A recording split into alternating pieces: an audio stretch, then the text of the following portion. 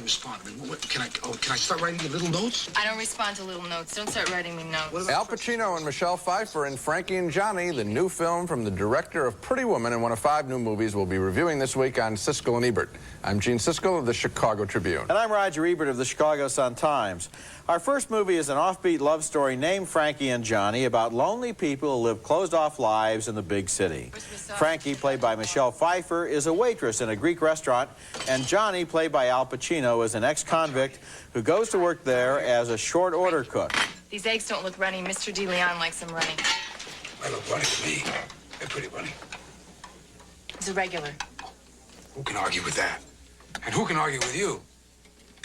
Thy head is full of quarrel, like an egg is full of meat.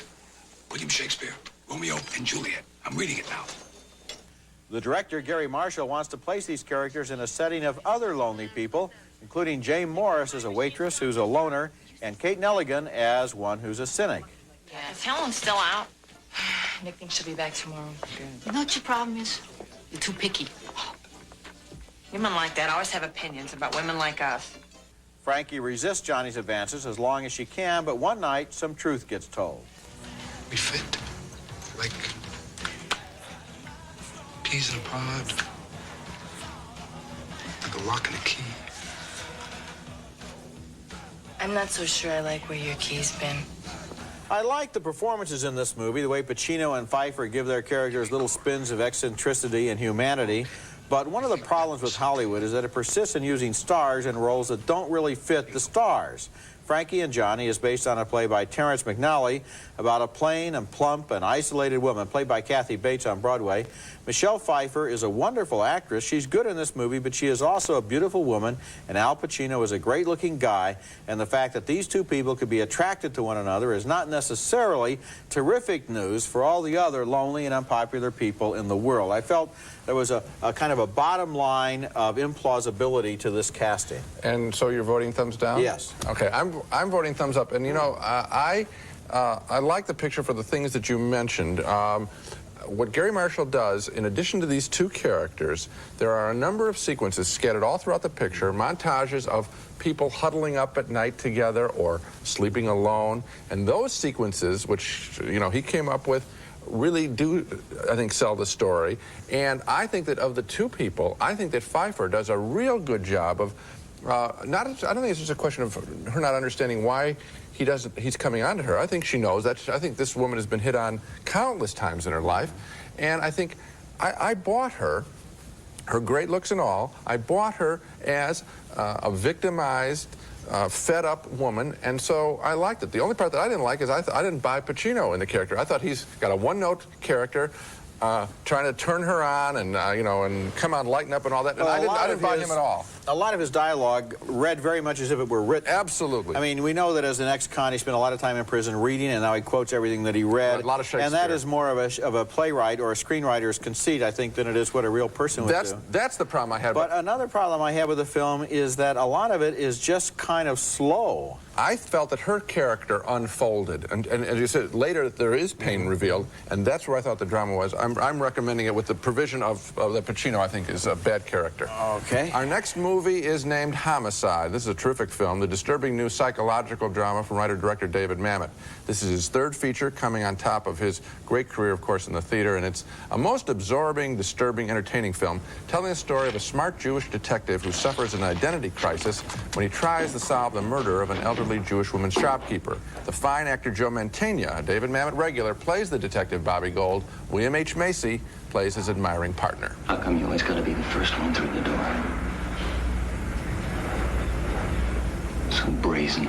Bobby Gold's main skill, in addition to his bravery, is his ability to talk. Here he tries to get the mother of a cop killer to help bring her son to justice before he's killed on the streets. It's a scene designed to link the suffering of black Americans with that of Jews worldwide. We're the garbage men. You think I don't know that? I know that. Looking for something to love. You got something to love. You got your boys. That's something. Look in my eyes. I want to save your son. Hey, not my people, baby. There's so much anti-Semitism last 4,000 years, we must be doing something to bring it about. When Bobby goes to the home of the murdered old woman, he reveals himself as a self-hating Jew, feeling somehow responsible and embarrassed by the millennia of Jewish suffering. You're a Jew and you talk that way in the house of the dead. Do you have any shame? I'm sorry about your grandmother. No one asked you to be sorry. No one asked for your sympathy. We would have appreciated your respect.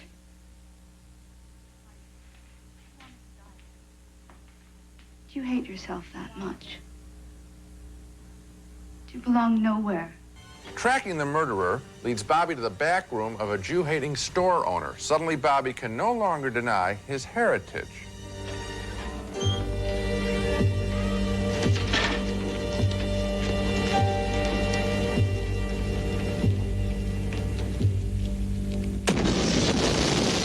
Homicide works well in so many ways. On the simplest level, it's actually two thrillers, the search for the cop killer and the search for the killer of the old lady. And then, of course, there's Bobby's search within himself for what it means to be a Jew, never divorced from hate. He is strong, he's heroic, and what is rare about this character in the movies is that for all of the hundreds of Jewish people who work in the American movie industry, they have rarely produced films with vital Jewish people. Bobby Gold is brave, and he conquers his shame, and he still reaches out to others in pain. His story is sad and scary and thrilling, too. Obviously, I like Homicide a lot. I liked it a lot, too. And 1, 2, 3, with these 3 pictures that David Mamet has made, he has established himself as a very special American film director. I mean, we know about his achievements on the stage. Right. This is also an House area... of Games and Things Change are the other 2 pictures for and Winters. now comes this one. And there is dialogue in this film. He's famous for his dialogue. He's famous for his use of 4-letter words and so forth. We expect that. But it's almost musical. It's almost like jazz. There are riffs of dialogue here, and the way these cops talk to each other, it is not done as a stunt. You are aware both that it has a realistic base and that it's been elevated into a style. And in the screening that I've seen it twice, I saw it at the Cannes Film Festival, I saw it again yesterday, both screenings, people laughed in appreciation of how great it was to listen to this smart, fast dialogue. Now, you're talking about the picture as if it's a fast-paced thriller, and it is that. But it's also what you talked about, It too. is absolutely an important psychological study of a guy who is getting connected to his roots, and it's very good. I want to also tell you there's one thing that surprised me. There's a point in the movie where this character remembers something. He has an appointment late in the picture. Yeah. It's involved a case. I was so absorbed in his personal story. Like him, I forgot about the other case. Did that happen? did you? You get involved in his real time. Exactly. For example, the whole business of getting to the one stick-up murder while he's on his way to another one. And he keeps saying, I'm not here, you didn't see me, this isn't my case, this isn't my case. That's very good plotting. And he really wanted to be in the other place, and then tell him it already came down, Bobby. Yeah, it's well done. Good stuff. Coming up next, Jodie Foster's directing debut in Little Man Tate. No. If you think you're going to make me say things like choo-choo and big garage to get you to open up your mouth, you got another thing coming. If we just say, see you tomorrow, is that a goodbye, huh? If you send me the checkbook, I'll balance it for you. I think I can take care of that, Freddie. That's Jodie Foster there as the mother of a bright little boy. She is 28 years old herself and has already been appearing in the movies for 25 years. And on the basis of her own first film as a director, Jodie Foster was apparently able to learn a lot on the job. Little Man Tate stars Foster as a single mom of an incredibly bright little boy. And even when he's 2 years old, he's already a prodigy. Copper, Mommy. No, Fred. That's a plate, Fred. No coffer. Okay? Copper. Look. Right? No coffer. It's a plate. Jesus. One of the things I like about the movie is that the kid may be a genius, but he's sort of lacking in social skills. Fred Tate? Fred Tate. Diane Wiest plays the child psychologist who wants to recruit the little man for her school for child geniuses. What I'm trying to tell you, Miss Tate, is that right now your son is starving for stimulation and challenge, and for some order in his life. Things that you don't provide, but that I will. In his new world, Fred Tate meets and outthinks other bright kids, including P.J. Auckland as an obnoxious math whiz.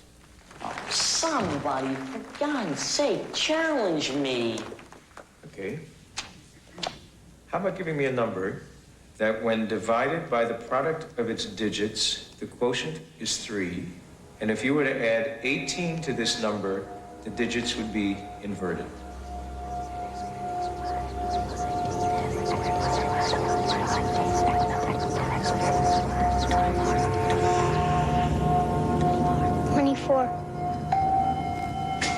That is correct, Damon. And the character of that older kid there who bills himself as a mathemagician is one of the real treasures in this movie. This is a completely original film with a lot of off-the-wall humor in it, and some of the best scenes involve the weird relationships between all of the students at that school for geniuses. Diane Wiest creates a really original character in the child psychologist who doesn't exactly relate to the kids at all. She doesn't talk to them, she dictates to them like they're telephone answering machines.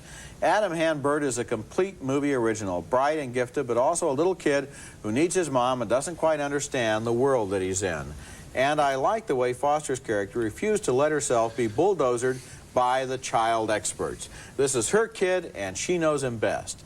Little Man Tate is a warm and funny movie, and it has a little sadness in it, too. I liked it. You keep calling it original, and I don't think that it's that original in this sense.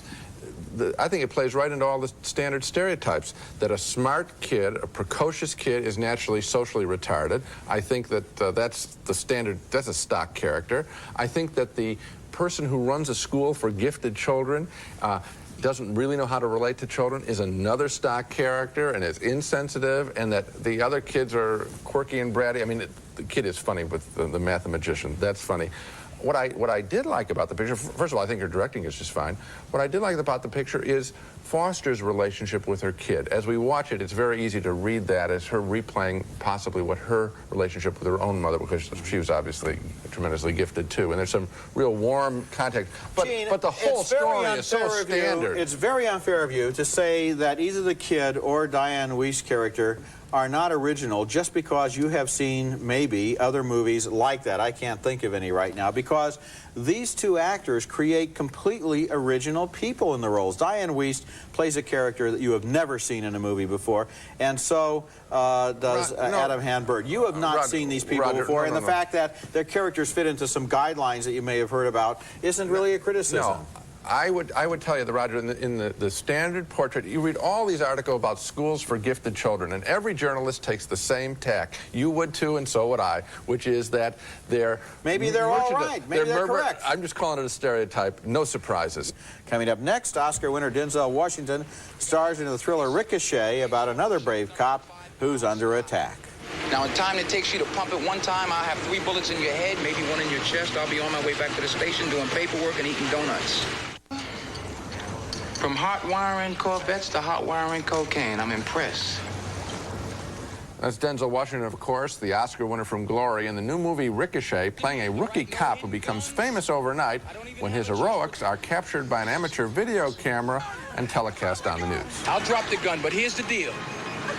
I lay the gun down, you let the girl go, I'll be your hostage. All right? Drop the gun! All right, nice and easy. I'm putting the gun down. Nice and easy.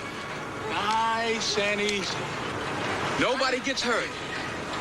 Now, the only weapon I got left now is useless unless you're a pretty girl. That's John Lithgow as the killer, who is captured and sent to prison. Some of the dialogue in Ricochet is very smart, as Washington immediately gets a promotion from the district attorney, Lindsay Wagner. Oh, don't put your uniform back on. You took it off for the psychopath. Keep it off for me. I don't want you wearing anything from this point on, except civvies. You and your partner have both been promoted to detective by Chief Floyd. Congratulations. 7 years later, John Lithgow escapes and carries on a movie-long campaign to humiliate Denzel Washington. But first, time out for a ridiculous arm wrestling match. This is no fun. That's better. Later in the film, in a much better scene, Denzel Washington pretends to be suicidal in order to lure Lithgow out of hiding. Lithgow doesn't want the suicide to happen. He wants Washington to suffer more.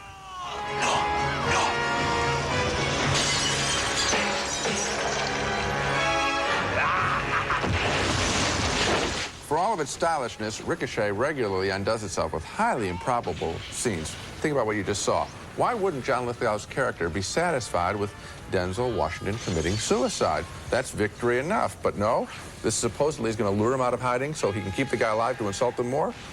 What more would he want except the guy to commit suicide? So a mixed review for me, because for every goofy scene in Ricochet, there's one that does work in this ambitiously directed film by a music video director, Russell Mulcahy. He just needs to tighten up his story sense. I can't believe that you like that scene where Denzel Washington is standing on top of the building that you pointed out there as one of the better scenes in the movie. I thought it was embarrassing. And I thought there's a scene right before that where Denzel Washington is so emotionally distraught that he can't get a sentence out, and he starts, you know, blathering incomplete sentence fragments. That was embarrassing, too. Somebody should have had mercy on this poor actor who was asked to do this. And as for that, the basic plot, which is the innocent man who's framed, is right out of Hitchcock and could have been a good film. But the way they do it with things involving child pornography and putting children in danger and accusations of sexual perversion and fake porno tapes and so forth, it's just so unsavory and so distasteful. And perhaps in a significant film, I wouldn't object to it, but this film is as light as a feather, so why deal in this ugly stuff? Yeah, I mean, it's very violent, and I suppose I should point that out, but I'm not giving it a positive review, just mixed. When we come back, Shattered with Greta Scacchi and Tom Berenger. Do you really think you're ready for this? Don't you think I am? Sometimes you get a movie where you don't want to reveal too much of the plot for fear of giving away an important secret. Shattered is the kind of movie where, in a way, you can't say anything without giving away an important secret, because the whole movie is based upon a development that is indeed shattering and also preposterous, unbelievable, and kind of silly. The movie stars Tom Berenger as a man who's been nearly killed in a car crash and has amnesia as a result. He can't remember much of his personal life, including Greta Scacchi, who is apparently his wife, and sometimes his frustrations in this film turn to anger.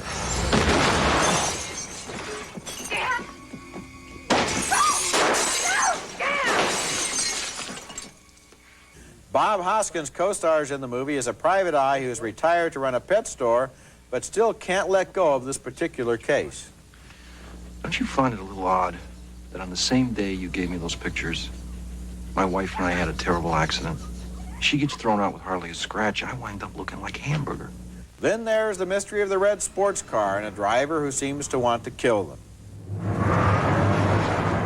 Get out of it!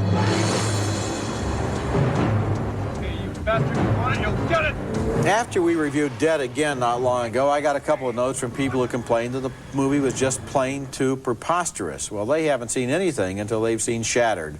The movie's basic premise is completely unbelievable, and so are a couple of other elements, including the explanation, Gene, of why Bob Hoskins is still alive at the end. That was a classic. I guess I wouldn't even mind the plot so much if the movie made us really care about someone, but it's so busy playing switcheroos that we end up more puzzled than involved. Well, for a while there, I was trying to outguess the picture, and then when it resolves itself, you feel like you weren't really being played fair with, and that's the problem. That's a big problem. You should have some inkling of what's going on, and it's very hard to come up with this one. That's really that's all the picture's about. It's a simple game. You know, what's really going on, who's tricking this guy, and that's it. You find out the answer. Like, they could have handed you that in an envelope for all of the impact it has. Another little, just one little tiny loose end. Not only didn't I believe how Bob Hoskins That's ridiculous. Saved himself, but how did he then get his arm bandaged, get into a helicopter, and arrive at the next scene within the next 5 minutes? Well, it's time for the movie to end. Everyone's got to get in shape. That's right. Coming up next, our video pick of the week, one of Al Pacino's best performances, much better than his work in Frankie and Johnny.